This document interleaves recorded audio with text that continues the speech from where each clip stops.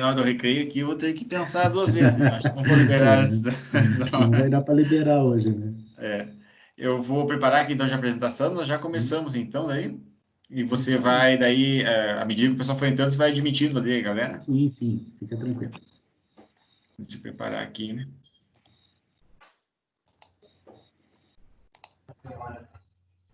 Turma, boa noite para vocês. Então, Boa noite. boa noite. Eu vou mostrar aqui a apresentação, já vai aparecer daqui a pouquinho para vocês, tá? Só vou pedir que, por gentileza, me avisem se vocês estão enxergando ali uma tela de entrada do PowerPoint dizendo saneamento ambiental, gestão ambiental, junho de 2020, com uma cidade no fundo. Estão vendo essa imagem? Sim, Então, perfeito. Então, é a partir daqui que nós começamos nossa aula de hoje, né? Sejam bem-vindos ao dia 12 de junho, nesse aqui no hemisfério sul, é o dia mais romântico, né, do ano, né, o dia dos namorados. O hemisfério norte é comemorado no dia, em fevereiro, no caso, né, no dia de São Valentim. E nós estamos aqui hoje, então, né, reunidos remotamente para essa aula de saneamento ambiental, ok? Essa aqui, no caso, seria é o segundo encontro dessa disciplina, vocês já tiveram no encontro passado, né? Ah, os primeiros tópicos nós trabalhamos, esse é o segundo encontro, né? No caso, o encontro dos conteúdos, perfeito? Hoje, o que nós vamos trabalhar, basicamente, são considerações da OMS para as práticas de saneamento ambiental, tá? Nós não vamos entrar muito aqui, tanto nesse detalhe aqui, porque isso aqui vai ser uma forma mais rápida de se trabalhar esses tópicos, ou nós vamos entrar mesmo nesses dois últimos tópicos aqui, ó. Estratégias para eficiente gestão do sistema de drenagem urbana, que vai ter uma relação direta com a sustentabilidade e a saúde, e outras sugestões da OMS para o controle da pandemia mediada pelo coronavírus, né? Vocês lembram que na aula passada eu já dei uma introdução a respeito de um documento que foi publicado no dia 23/4, ok? Pouco mais aí de um mês, pela Organização Mundial da Saúde, né? E esse documento aqui, ele traz diversos fatores em nível de uma área que eu gosto muito, por sinal, que é o nível epidemiológico, que diz respeito às regras de saneamento básico para o controle do coronavírus. Ele foi desenhado especialmente para a Covid-19, nesse caso, mas ele é perfeitamente aplicável, documento perfeitamente aplicável para vários tipos de vírus presentes na nossa sociedade, ok? E a partir disso, então, nós vamos começar a conversar hoje e vamos culminar depois falando daquele documento da OMS, tá ok? Este slide aqui, vocês têm as informações lá no portal de vocês, ok? Que fala do saneamento ambiental, o desenvolvimento da saúde humana, a proteção dos ecossistemas. Aqui, a ideia geral seria o quê? O saneamento ele existe para promover a saúde, tá? Ou, pelo menos, eu vou refazer a frase, vamos rebobinar a frase. O saneamento existe para prevenir, ou pelo menos para diminuir a incidência disso daqui, de doenças, tá? As pessoas vão ficar doentes, tá? Isso aqui é uma regra comum à natureza humana, tá? Nós vamos morrer, algumas pessoas vão morrer antes do que outras, algumas vão sofrer problemas antes do que outras, enfim, mais cedo ou mais tarde as pessoas ficam doentes, tá? A maior parte das doenças são curáveis, são evitáveis, são tratáveis, ok? Mas nós não temos como impedir totalmente. Então, a ideia do saneamento ambiental, do saneamento básico, ela está aqui para o desenvolvimento da saúde humana, né? A produção dos seus ecossistemas, consequentemente, ok? Mas esse desenvolvimento da saúde humana é basicamente para tentar colmatar o efeito que existe sobre a falta de saneamento na incidência de doenças. Tá? Algumas consequências desse saneamento básico, além das doenças, também estão relacionadas à degradação mediada pela poluição. Ok? Nós vamos falar um pouquinho sobre isso hoje quando falarmos do tópico de sustentabilidade. Tá? Este aqui é o símbolo, no caso, né, o logotipo da Organização Mundial da Saúde, né, do inglês World Health Organization. Eu deixo aqui o link para vocês. Esse link vocês não precisam copiar agora, esses slides serão enviados para vocês, mas este link aqui vocês terão acesso aos documentos na íntegra, que eu vou estar comentando aqui com vocês, falando um pouquinho, mas de uma forma mais ou menos resumida. Nós não temos tempo para tratar o documento na íntegra, tá? Isso aqui eu comecei a dar alguns insights na aula passada a respeito do papel da OMS para o saneamento ambiental. E aqui estão várias responsabilidades, ou pelo menos não que seja responsabilidade única da OMS, mas vários aspectos nas quais a OMS delibera sobre, tá? Ou seja, lança diretrizes sobre como proceder, como as pessoas devem proceder, como os sistemas de saúde devem proceder, como que os sistemas de infraestrutura devem proceder também. E alguns desses tópicos dizem respeito ao seguinte: quais papéis são, basicamente, onde a OMS delibera instruções para as pessoas procederem. Na avaliação de impactos na saúde de vários elementos do saneamento ambiental, ok? Avaliar a eficácia dos programas de saneamento ambiental existentes, tá? Até mesmo para que possa ser desenvolvido melhoria a partir daquilo que já existe. Avaliar os benefícios de saúde e benefícios socioeconômicos das intervenções de saneamento ambiental com base no ônus evitável da doença e sua relação custo-benefício. Até na aula passada, nós tivemos uma discussão interessante falando da questão do quanto eu posso economizar a partir do investimento no saneamento ambiental na saúde, né? Quando eu invisto na redução dos fatores de risco, eu economizo lá na frente, nos anos posteriores, um valor exorbitante que eu teria em gastos se eu não tivesse investido anteriormente. Tá? E essa lógica permanece não apenas para o Brasil, que opera em real, não apenas para os Estados Unidos, que opera em dólar, não apenas para a zona do euro, no caso da União Europeia, que opera na moeda do euro, mas opera-se para todo mundo. Essa é uma norma geral, não à toa que a OMS incentiva o investimento precoce, né? Ou seja, investimento no aspecto mais cedo para evitar isso daqui, ó. Como o próprio nome já diz, ó, o ônus evitável de doença. Eu posso evitar grandes custos associados ao aparecimento da doença. Tá? Eu sei que ela vai aparecer, mas eu posso evitar que seja muito custosa para a sociedade. Outro papel seria identificar intervenções eficientes, aquilo que é mais eficiente no globo, identificar necessidades de pesquisa e desenvolvimento, tá? Isso está muito associado ao que pode ser feito para melhorar a eficiência e eficácia dos métodos de saneamento, tá? Uma organização, uma fundação que tem operado muito nisso. Vocês já devem ter ouvido falar, ou pelo menos conhecer o nome de Bill Gates, né? Que foi o antigo proprietário, no caso, o dono, o criador da Microsoft. A Fundação Bill e Melinda Gates, né? Bill e Melinda Gates, é uma fundação e eles atualmente estão investindo milhões e milhões e milhões de dólares na pesquisa e desenvolvimento de práticas de saneamento. Tá? Inclusive, eu incentivo vocês a lerem um documentário, assistirem, no caso, um documentário, que está no Netflix, e o nome é o Código Gates, o Código de Bill Gates, algo assim o nome, não lembro diretamente, mas ele trata muito de como os investimentos que são mediados pela Fundação Bill Gates, a Fundação Bill e Melinda Gates, ele da esposa, incentivam práticas de saneamento ambiental no mundo. Tá? É um documentário que vale a pena vocês acompanharem, especialmente para essa disciplina aqui. Um outro papel da OMS seria identificar os grupos de alto risco, tá? Que são basicamente aqueles que vão receber as intervenções diretas, né? Que são os grupos mais necessitados nesse caso. Hoje, né? Meados aí de 2020, o que nós temos como grupos mais necessitados são aqueles voltados para as políticas públicas de saúde e práticas de prevenção do coronavírus, ok? Então, vamos se hidratar que tem bastante o que falar então, né? Vai ser curta a aula de hoje, não vai ser muito longa, mas tem muita coisa para a gente estar conversando.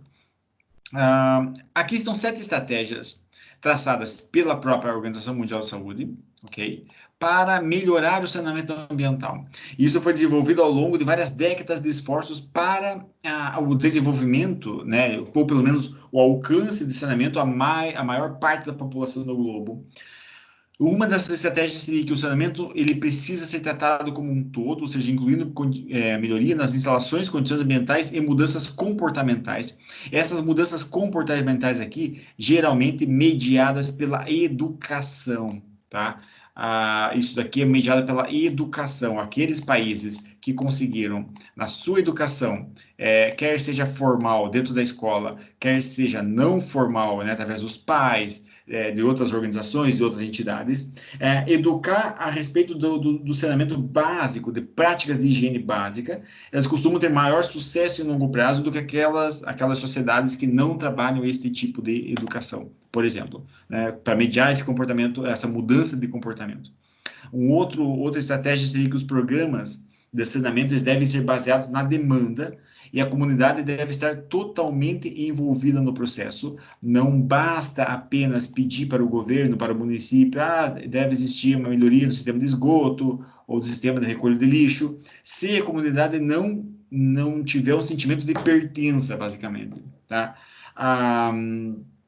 Esse tipo de estratégia aqui, ok? É colocado, inclusive essa estratégia 2, por exemplo, ela é colocada porque observa-se que aqueles sistemas, os sistemas mais eficientes, são aqueles que têm as comunidades envolvidas no processo, basicamente. Os grupos de alto risco devem ser identificados para melhor direcionamento de recursos e esforços, como aquilo que eu comentei anteriormente, até mesmo para dar prioridade àquilo que é prioridade. O saneamento deve ser um componente de outros programas de promoção da saúde também, né, ou controle de doenças, como o caso que nós vamos ver agora, inclusive falando sobre o Covid-19. É preciso aumentar a conscientização e definir o saneamento como prioridade nos governos nacionais e locais e também na população em geral, porque de outra forma, o saneamento ambiental não vai ser presente enquanto as pessoas não definirem, não se conscientizarem da prioridade que isso existe para o tratamento em saúde, ok?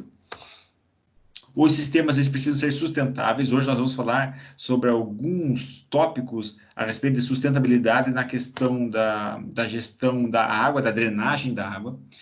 E outro aspecto seria o último, então, uma outra estratégia para melhorar o saneamento ambiental, é que o compartilhamento e a recuperação de custos precisam ser tratados com cuidado. Isso porque muitas vezes é observado que governos, sejam nacionais ou locais, não cuidam nessa questão do compartilhamento e recuperação de custos, principalmente pelo fato de que o investimento é precário, tá?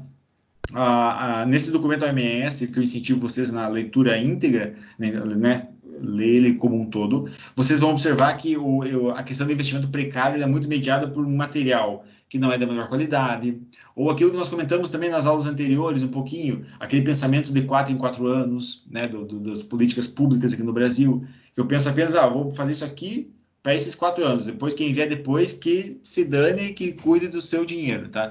Então, esse tipo de pensamento acaba permeando uma ideia de falta de conscientização e falta de respeito, digamos assim, com o dinheiro público, tá? Ok, o que essas 3 imagens têm em comum? Vocês não precisam responder, obviamente, tá? Aqui nós temos uma menininha, né, pulando na água, ok? Numa poça d'água, nesse caso. Aqui nós temos um guarda-chuva, caindo muita água, que por sinal isso aqui representou muito do que ocorreu nessa nossa semana, né, uma semana muito chuvosa. Aqui nós temos a cidade de Londres, né, capital da Inglaterra. Este é o rio Tâmisa, né, que cruza a cidade de Londres. É um rio com grande porte de água, que recebe água de várias regiões adjacentes, né, dos subúrbios dessa grande cidade que é a capital londrina. O que acontece aqui é que basicamente nós vemos a água como o fator principal. Uma água acumulada na rua, nesse caso a menininha saltando, a água caindo da chuva, molhando o guarda-chuva e depois vai cair para o chão, né? Ou se não tivesse guarda-chuva, vai cair direto no chão. E esse rio que capta a água das redondezas e tanto que é um rio que, enfim, um rio de grandes proporções, que é o rio Tâmisa. Nós vamos falar um pouquinho agora dessa questão da drenagem da água, porque, basicamente, ela é um dos tópicos de maior importância dentro do saneamento ambiental. E boas práticas de saneamento, né, quer seja o saneamento básico, o saneamento ambiental, eles dependem, em parte, da eficiência da drenagem urbana. O que eu quero dizer com isso? Então, é o seguinte, quando a drenagem urbana é deficiente ou precária, tá? Ou não apresenta a infraestrutura correta, não haverá boa prática de saneamento ambiental, ok? Quando a drenagem urbana é boa, perfeito, ou seja, é bem feita, tem práticas sustentáveis, é bem construída, representa-se em uma infraestrutura muito bem desenvolvida, tá? É sinal que digamos assim, essa parte, talvez uma das principais partes do saneamento ambiental, está sendo cumprida, ok? Por que isso é tão importante? Nós vamos ver em seguida, mas basicamente porque o sistema de drenagem urbana, tá, como está colocado aqui nesse slide aqui do ladinho, nesse desenho, ele forma um conjunto de melhoramentos públicos aplicados em área urbana que visa otimizar o escoamento das águas pluviais. Ou seja, essa água vai ter que ir para algum lugar, tá? Essa água vai ter que ir para algum lugar. Hoje, eu digo, não necessariamente sexta-feira, mas nessa semana, né? Vocês observaram aqui em Canoinhas que depois de meses de seca, nós tivemos muita chuva em 2 dias seguidos, né? Principalmente naquela terça-feira que, enfim, choveu rodos, né, de água. E você vê muitas casas, enfim, não alagando necessariamente, mas sofrendo uma enxurrada muito grande. A minha casa foi um exemplo disso. Ora, o que que acontece nesses casos ali? Você tem um sistema que talvez não consiga, lógico, eu estou pegando um exemplo de exagero, porque choveu muita água nessa última terça-feira. Mas o que acontece muitas vezes é que talvez o sistema de drenagem não conseguia comportar aquela quantidade de água, de tal forma a melhorar as condições de saneamento. O que que isso significa? Você vê sujeira se acumulando, você vê, inclusive a sujeira, que não deveria estar na rua, mas está na rua porque as pessoas colocaram na rua, né? Entupindo bueiros, e aquele bueiro não consegue escoar aquela água. Tá? Aí entra uns aspectos de muita importância, que é esse sistema de drenagem. Tá? A drenagem é basicamente você tirar a água de um lugar, ele vai para outro lugar, para fazer com que ela não se acumule. E envolvendo isso, nós temos essas 3 esferas aqui representadas, que seriam a reconstrução de esgotos, tá? O funcionamento de bueiros, basicamente, e aqui embaixo representado os canais de contenção, tá? Nós vamos falar um pouquinho sobre práticas, inclusive, sustentáveis para essa prática de drenagem da água, com base nesse documento aqui. Esse documento chamado Think Denmark, né, que é o Pense Dinamarca, no caso, ele foi desenhado para a população dinamarquesa, ok? Mas ele é um white paper, ou seja, um artigo branco, né, quando nós falamos assim da questão de sustentabilidade. E ele traz o aspecto de drenagem sustentável, sistemas de drenagem sustentáveis, ok? E o que eu vou colocar aqui agora para vocês é basicamente ideias lá colocadas, que não são ideias que nós podemos observar assim, que são extremamente inovadoras, que vocês vão ver que é algo muito trivial, muito comum de se observar. Mas parece que são suficientemente eficientes para 2 aspectos importantes. Impedir um acúmulo muito abundante de água em tempos de chuva, tá? A Dinamarca não chove tanto quanto no Brasil, por exemplo, mas quando chove, chove para valer, tá? Então é água de inundar. Então, algumas práticas inibem essa inundação, digamos assim, faz a água escoar muito bem. E outro aspecto, tem um impacto muito forte num bom saneamento ambiental, tá? E esse bom saneamento ambiental, obviamente, ele também vai diminuir o aparecimento de doenças relacionadas à precária gestão da água. Um dos aspectos seria trabalhar com infiltração da superfície. O que é isso, basicamente, professor Matheus? Diz respeito à infiltração da superfície. O que nós fazemos com ela, basicamente, é quando nós desconectamos as calhas e descarregamos a água da chuva na superfície permeável. O que isso significa? Não quer dizer que você vai tirar a calha da tua água, mas uma prática que é interessante em locais que acumulam muita água é você fazer com que aquela água ela vaze para uma superfície permeável, tá? Um gramado, uma terra que não seja muito dura, uma terra de preferência uma terra preta nesse caso, tá? Até o conjunto de alguns tipos de cascalho, não todos, mas alguns tipos de cascalho misturados com outras pedras ali, que faz com que a água possa escoar com mais facilidade, que ela não teria essa facilidade se ela caísse direto numa superfície muito dura, tá? Ou pouco permeável nesse caso. Então, é uma estratégia muito sustentável de se trabalhar com uma drenagem simples e barata. Outra seria a construção de valas de imersão. Eu tentei achar uma boa representação gráfica, uma foto, no caso da internet. A melhor que eu consegui foi essa daqui, tá? Então, quando a água cai, essa vala ela tem um tecido envolvido, um tecido geotêxtil, no caso, né? Que é preparado, inclusive, para separar a água. Essa água cai aqui e ela permite o vazamento, digamos assim, uma drenagem um pouco mais lenta da água, tá? Mas extremamente, uma drenagem constante, lenta, mas constante da água. E basicamente com o desenho aqui, nesse exemplo aqui, ó, 60 centímetros por 1 metro, né, de profundidade, você tem uma boa vala de imersão e infiltração. Tá? Alguns chamam de poço seco. Esse sistema. O jardim de chuva, esse jardim aqui bem representadinho, ó, como vocês podem ver, ele é basicamente, não deixa de ser um jardim, ok? Mas ele recebe, ele está posicionado de tal forma que ele vai receber a água, quer seja dos telhados, do gramado, das calçadas, da rua, recebe a água para escoar para esse jardim, ele preferencialmente plantado com tipo de vegetação que se adapta muito bem à umidade e ao clima seco também, porque nem todo momento vai ter água ali, tá? E ela consegue fazer um escoamento dessa água para a terra de uma forma que pode ser mais ou menos lenta, mas também é constante, tá? Ou seja, não vai acumular simplesmente a água lá, ela vai escorrendo, porque queira ou não, é terra que tem ali. A terra ela é permeável, muito mais do que o cimento, obviamente. O outro seria um outro tipo de vala, que é o swale, nesse caso aqui. Esse tipo de vala, geralmente elas acompanham ruas, né, as estradas. Esse desenho está um pouco pequeno, não sei se vocês conseguem enxergar muito bem, mas aqui nós temos uma rua, né, um canto de calçada, aqui um meio-fio, o outro lado aqui. E se vocês observarem, aqui tem uma calçada que atravessa a rua, mas aqui nós temos um leve declive, tá? Ele forma um sinal de V, ele forma uma vala, mas é um vale, né, como se fosse, né? E esse declive aqui faz com que a água que está aqui na rua caia para cá, tá? E essa água ela pode escorrer por aqui. Perfeito? E esta vala permite, então, que dentro das cidades você consiga criar um bom sistema de escoamento da água, que não vai depender apenas do bueiro propriamente dita, forrado ali com cimento e concreto. Tá? Então, essa água aqui, isso aqui é gramado, por exemplo, tá? Então, a água consegue escorrer aqui com uma taxa de escoamento mais ou menos baixa, mas ainda assim é constante. É isso que nós dependemos muito de uma taxa constante para uma eficiente drenagem urbana, ok? O telhado verde é algo que eu acho extremamente fantástico. E esses telhados, basicamente, eles atrasam o escoamento e o volume total de saída, que vai se tornar melhor do que os telhados convencionais. O que acontece? Quando a água da chuva cai aqui, ó, ela vai cair no chão também, com certeza. Mas existe um atraso, porque ele vai reter boa parte dessa água, tá? E o que ela consegue reter, a água retida vai acabar evaporando depois de um tempo, à medida que para de chover.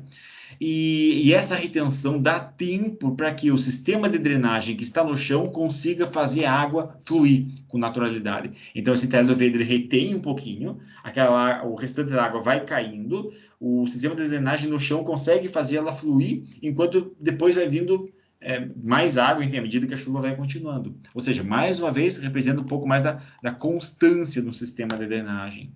E o pavimento permeável é algo que nós vemos muitas vezes nas calçadas de algumas cidades. É um sistema sustentável também de drenagem urbana.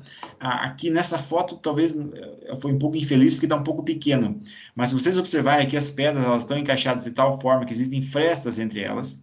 Ainda assim, são frestas que permitem eu dirigir. Eu posso dirigir por cima com o meu carro, posso andar de bicicleta, posso caminhar sem problema nenhum, posso andar com um carrinho de bebê que não vai estar enroscando, mas são frestas que permitem também a água conseguir escoar aqui por dentro, tá? Se isso aqui fosse um cimento liso, ok, pessoal? Essa água não iria escoar com facilidade, ela ia se acumular e ia ter que ter um certo nivelamento para fazer ela escoar para algum lugar onde ia se acumular. Nesse caso aqui, a água que está aqui dentro, eu consigo acumular muitos litros de água dentro dessas pedras aqui, tá? Elas se acumulam mesmo, e isso também dá tempo para que o sistema de drenagem no chão consiga funcionar à medida que vai recebendo cada vez mais dessa água. Estão vendo que sistemas interessantes e são extremamente baratos de se implementar nesse caso aqui. Algumas estratégias, então, da Organização Mundial da Saúde para a questão da água, basicamente, estão nesse documento aqui. Eu posso disponibilizar para vocês também, ele está em inglês, no caso, mas ele trata um pouco de como será feito para os próximos anos, tá? É a estratégia de 2018 e 2025, de como pretende-se agir na questão do saneamento e higiene da água, com base nas resoluções da OMS. Boa parte disso está relacionada com esse gráfico não, com esse desenho. Vocês não precisam decorar ele, mas eu vou explicar resumidamente. Que representa a seguinte coisa. Aqui nós temos um humano, ok? No caso, um humano hospedeiro. Esse humano, ele vai ao banheiro, ele faz ali suas fezes, digamos assim, e urina, tá? Então, são excrementos humanos. Isso daqui, basicamente, pode seguir, vai seguir um caminho que é o tratamento pelo esgoto, tá?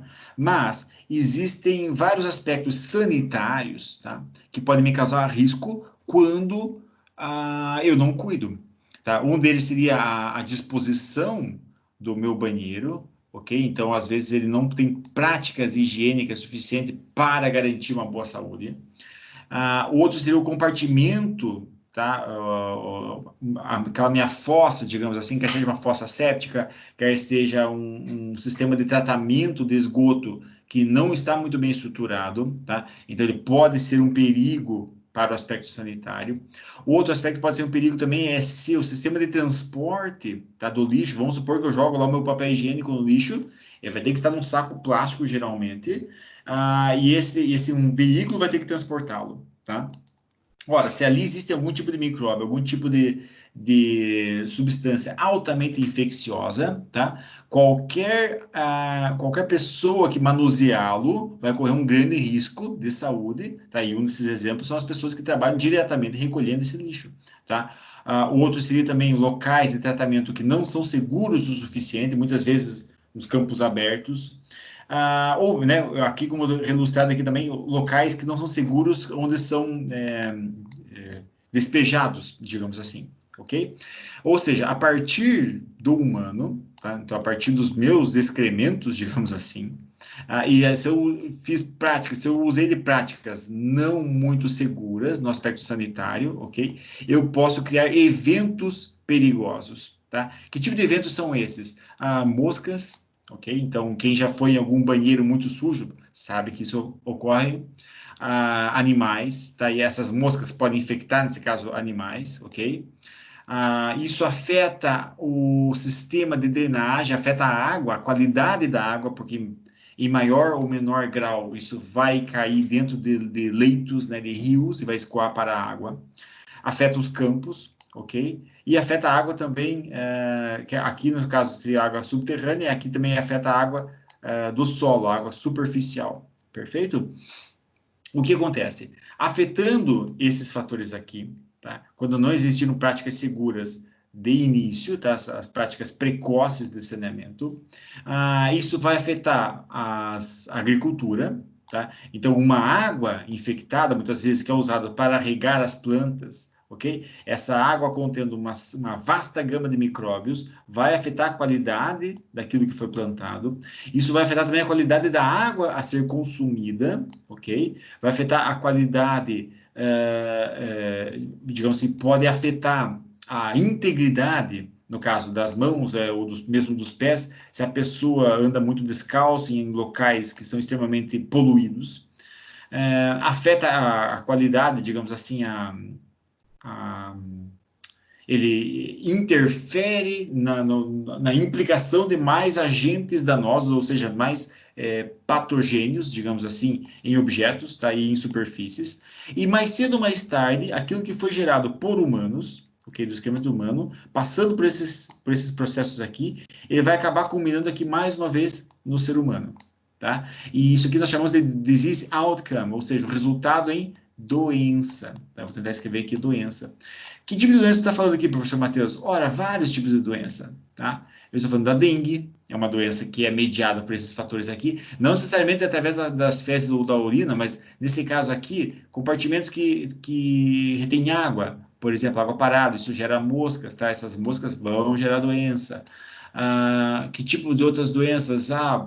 Por exemplo, algumas bactérias, né, que se proliferam de tal forma, por exemplo, nas fezes, e quando essas fezes não são muito bem tratadas, as pessoas acabam bebendo de água que, enfim, foi inundada por aquelas fezes muitas vezes e acabam desenvolvendo outros tipos de doenças, uma vasta gama de doenças aqui nesse caso, que foi mediada basicamente por quê? Por falhas no sistema sanitário, ok? E isso é interessante vocês observarem porque, enfim, boa parte das práticas de saneamento ambiental e básico são, mais uma vez, como eu digo, para evitar que esse tipo de situação ocorra, algumas doenças venham a ocorrer. Uma delas, no caso, que não é necessariamente mediado pelas falhas sanitárias, mas as falhas sanitárias ajudam com que ela se espalhe com muito mais facilidade, seria a Covid-19. Esse é o documento que eu comentei com vocês, né, da World Health Organization, da Organização Mundial de Saúde, foi publicado no dia 23 de abril, tá? O nome dessa prática, aqui no caso, é o WASH, ok? E esse WASH é um feliz acrônimo, no caso, porque ele pega as iniciais, né, de Water, Sanitation, Aqui tem outro agora, em Waste Management, algo assim. E esse wash significa lavar, no caso, né, a tradução literal do termo wash significa lavar. O que acontece? Este documento aqui, eles determinaram algumas diretrizes da OMS para, no caso da OMS não apenas da OMS, mas do aspecto da água e o aspecto sanitário e a higiene como um todo na administração do processo do coronavírus, tá? Ou pelo menos para tentar coibir o papel a maneira como tem se espalhado pela sociedade, pelas populações, tá? Essa pandemia nesse caso. Eu não vou ficar falando aqui do Covid-19 o tempo todo, porque eu tenho certeza que vocês estão cansados de ouvir sobre isso. Enfim, basta ligar 2 minutos a TV que você é inundado por informações a respeito do Covid-19. Mas o que eu quero tentar trazer aqui para vocês é um resumo do resumo do resumo daquilo que está neste documento aqui, tá? E eu recomendo a leitura na íntegra para vocês. Vocês podem baixar na internet, naquele link que eu deixei ao longo do vídeo lá. E vocês vão aprender muito sobre que tipo de estratégias de saneamento básico podem ser feitas para inibir. Detalhe, pessoal, não apenas a Covid-19, tá? Não apenas a Covid-19, mas, aqui como eu coloquei, saneamento de resíduos e serviços de saúde relevantes para vírus, incluindo o coronavírus nesse caso. Então, inclui o coronavírus, mas não limita-se a apenas o coronavírus, tá? E essas práticas aqui, elas têm uma relação muito importante, inclusive, para diminuir a incidência do aparecimento de outros tipos de doenças, tá? Doenças infecciosas. Não à toa, como você pode observar nesse inverno, muitas pessoas, vocês não estão nem ficando doentes, como ficariam outrora mesmo sem o Covid, né? Sem o coronavírus. Mas por quê? Porque as nossas práticas estão sendo tão intensas de higiene que está, inclusive, coibindo o aparecimento de outras doenças na população, ok? A gripe, por exemplo. Então, quais são as principais informações relativamente a esse documento WASH e o Covid-19? Né? Primeiro, a frequente higienização das mãos é uma das mais importantes medidas para prevenir a infecção com o vírus, tá? A maior parte das pessoas acha que apenas depende do álcool, né? Tanto que nós vemos o boom da venda do álcool em gel na população. O álcool é bom? Com certeza, né? O álcool ele é inespecífico, ele não é específico, né? Ou seja, então ele mata tudo, né? Principalmente o álcool que tiver um teor alcoólico superior a 70%. Mas o que acontece? Muitas vezes eu não tenho como ter o álcool à disposição, tá? Quer dizer que eu, pronto, estou suscetível a receber esse tipo de doença? Não, tá? Você pode usar, por exemplo, água e sabão. Tá? Para que serve o sabão, basicamente, professor Matheus? Mata a bactéria, tá? Então, o sabão mata a bactéria nesse caso. Então, a prática de você lavar a mão com água e sabão, ok? Ela é talvez um dos mecanismos mais eficientes para você inibir o aparecimento de doenças relacionadas à falta de higiene. Por que as mãos? Porque as mãos é o que nós usamos para fazer tudo. As mãos tocam os lábios, a boca, os olhos, o nariz, em outros objetos. Eu cumprimento outras pessoas, abraço outras pessoas, toco meu cabelo, enfim, mexo em feridas, inclusive. Então, é um local que deve estar sempre em constante higienização. Essas práticas, eu vou colocar aqui 3 principais, no caso, que são elencadas nesse documento aqui do Covid-19 da OMS, práticas de saneamento nesse caso, mas vocês vão ver que não foge do que nós já sabemos, muitas vezes. Mas vale a pena estar lembrando por quê? Porque, enfim, vocês estão na faculdade, estão estudando esses tópicos aqui, e é a partir desse tipo de informação que você dissemina na sociedade para uma transformação no comportamento. O outro aspecto seria a desinfecção da água e o tratamento sanitário, tá? Que isso reduz, muitas vezes, o aparecimento de vários vírus. O coronavírus, até então, né, até essa data de hoje, ainda não existem evidências que mostram que o coronavírus sobrevive tempo na água, tá? O que é bom para nós, porque o coronavírus, nesse caso, ele é um vírus que ele é pouco estável nesse tipo de condição, tá? Diferente, por exemplo, até deixo o exemplo aqui do rotavírus, né, o adenovírus, o próprio vírus da hepatite A, que são vírus que são um pouco mais estáveis, então ele sobrevive mais no aspecto, no ambiente aquoso. O coronavírus já nem tanto. Ainda assim, a OMS recomenda a desinfecção dessa água, no caso, um tratamento mais intenso, um tratamento mais controlado, né, mais bem fiscalizado também, para inibir essa proliferação que pode vir a acontecer, mesmo de outros vírus que podem depois vir a causar um pior problema para os casos de coronavírus. Um outro aspecto, então, um terceiro, seria a implementação de técnicas de limpeza diária e controle de resíduos e lixos de pessoas com casos confirmados de coronavírus, tá? Aqui até recomenda-se, por exemplo, a OMS tem recomendado o uso de banheiro individualizado, nos casos confirmados. E se não for possível, a limpeza 2 vezes por dia de um profissional usando avental impermeável, luvas, botas, óculos ou protetor facial, tá? Essas luvas, recomendo-se ainda luvas para limpeza pesada, ok? Esse exemplo que eu citei aqui nessa foto aqui, que está ilustrada essa luvinha amarela aqui. Por que isso é importante, professor Matheus? Ora bem, porque a pessoa com um caso confirmado de coronavírus, ela já, enfim, geralmente associado ao aparecimento de sintomas, né, tosse, espirro e tudo mais. Essa pessoa, o ambiente onde ela estiver, tende a ter mais a presença do vírus no ar, ok? Desse vírus no ar. De maneira que a limpeza, ela deve ser um pouco mais intensa, um pouco mais pesada. Então, se a pessoa muitas vezes não consegue trabalhar totalmente em exclusão, né, social, está dentro de uma casa, muitas vezes, mas que só tem um banheiro a casa, então esse banheiro deve ser muito bem limpo, tá?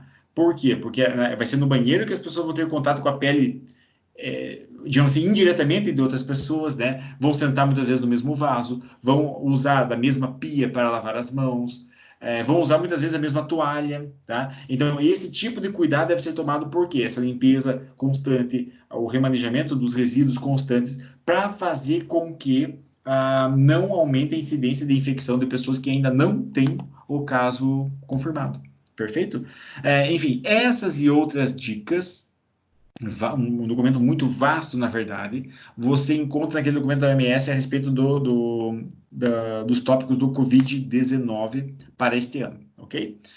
Eu sei que, enfim, teria muito mais coisas para nós falarmos, né? Eu complementei até vários tópicos que não estão no portal, né? Por exemplo, trazendo essa novidade da OMS e do saneamento básico que não está lá no portal. Mas ainda assim, eu recomendo a leitura dos tópicos das unidades penitenciárias da semana 1, 2 e 3 lá. Leiam com atenção, pessoal, porque aquilo vai complementar muito o conhecimento de vocês e vai ajudar a casar com aquilo que nós tratamos na aula de hoje. Perfeito? Turma, dúvidas, perguntas, comentários? Fiquem à vontade agora para compartilhar alguma coisinha comigo. Nós temos aí mais uns 5 minutinhos para estar conversando. Quem é o primeiro?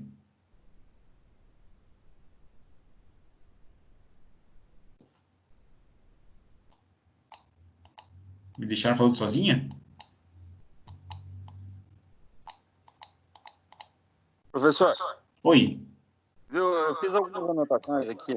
Esses dias andando na rua aí, nas ruas de Canoinhas aí, mais de 80% das bocas de lobo estão entupidas. Uhum. Aí dificulta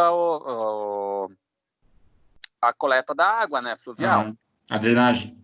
A drenagem. Outra coisa, o alegamento que deu aí, que estavam criticando o prefeito e vereadores, não defendendo ninguém, mas o pessoal construiu em cima do rio. As empresas construíram em cima do rio, como é que não vai alagar? É lógico que alaga, tem a culpa do humano aí. Mas, enfim, uma coisa se falou das fossas, eu apresentei um projeto na Câmara de Vereadores sobre a implantação das fossas sépticas em todas as propriedades do interior para auxiliar, e eles sequer colocaram em votação ou levaram para frente o projeto, mas, enfim, é só uns tópicos que eu... Uhum. Uma coisa importante, eu sei que tem pequenos municípios que têm incentivo de redução de impostos para quem tem área de infiltração de água nas casas, na cidade. Tem um jardim, tem uma horta, ou de repente tem a calçada com aquela faixa de grama ou jardim. É interessante também outra situação. Outra questão também que é importante, que você falou em saneamento, é a questão da reciclagem do lixo. É um absurdo, por exemplo, que Canoinhas, até no PIPA que a gente está fazendo, a gente trata de um projeto assim, alternativo. É um absurdo o que se gasta de dinheiro, sendo que com esse dinheiro, no máximo em 3 meses, se pagaria todo o investimento e ainda retornaria dinheiro e geraria emprego para as pessoas na cidade. Certeza. Uhum. Mas, enfim, tem tantas outras coisas que eu até tenho mais anotado aqui, mas vamos deixar só por isso mesmo por hoje. Não, mas foi muito bom o teu comentário. Aquilo que você falou primeiro, né? Que você falou das inundações que ocorrem, com certeza, não à toa que eu comentei anteriormente, o que a OMS coloca lá, a ação é conjunta, né? Então, muitas vezes, o povo espera que o governo faça tudo, que o setor público faça tudo, mas o povo tem que fazer a parte dele também, né? Nas empresas, o comércio, tudo, né, deve ser feita a sua parte. Então, a ação tem que ser conjunta. O que ocorre muitas vezes em alguns países é o quê? Que digamos assim, se o povo não está fazendo muito bem a parte dele, tá? Cabe ao setor público fiscalizar e cobrar, né? E aí esse nível de cobrança deve ser um nível até de exigência muito forte, até criar talvez tipos de infrações e crimes para pessoas que não estão cumprindo as normas, né? Aí tem que vir de cima mesmo. Então isso é bem interessante. A questão das fossas céticas que você falou, olha, é algo extremamente útil, né? E eu não sei por que as pessoas não levam para frente, porque não vai ter grande custo assim, e só tem a ganhar todo mundo, na verdade, né? O pessoal vai ficar menos doente, logo usa-se também menos sistema de saúde público e tudo, é ganho sobre ganho, na verdade, né? Sim, no caso do pessoal do campo ainda, se tiver, dá para utilizar nas pastagens, Sim, dá para usar como adubo orgânico depois que passou pela exatamente. fábrica. Mas, política. Mas foi muito bom teu comentário, muito obrigado, Dirce. É bom ouvir isso também. Legal. Alguém mais tem mais alguma coisinha para estar conversando? Eu anotei aqui, que eu acho que é importante a gente falar, a questão da televisão. Eu faz mais de um ano que não assisto televisão, jornais e reportagens e coisas assim, porque a gente sabe que mais de 90% é mentira e é manipulação. Aham. Mas, independente disso, tem alguma coisa que é interessante, mas com esse Covid aí, deixou alerta a população assim, mas não tem mais gripe, não tem mais, não sei, o que o professor falou agora há pouco, e eu comento com os alunos do grupo, até fiz um videozinho essa semana para todas as turmas, de que a higienização está tão forte, como nunca foi, que está evitando uma série de doenças, né? Exatamente. Isso é bom. Aqui nós falamos do Covid, porque tá, né, tá na moda e tal, mas isso serve, essas práticas da própria OMS servem para vários tipos de bactérias e vírus, né? E doenças. Então, e com certeza, as pessoas estão cuidando mais, e até a questão de isolamento social, né? Então, a pessoa momento espirrou e tossiu, já ninguém chega perto mais. E isso está inibindo, né, tá diminuindo a incidência de outras coisas, outras viroses que ocorrem normalmente no inverno, principalmente no inverno.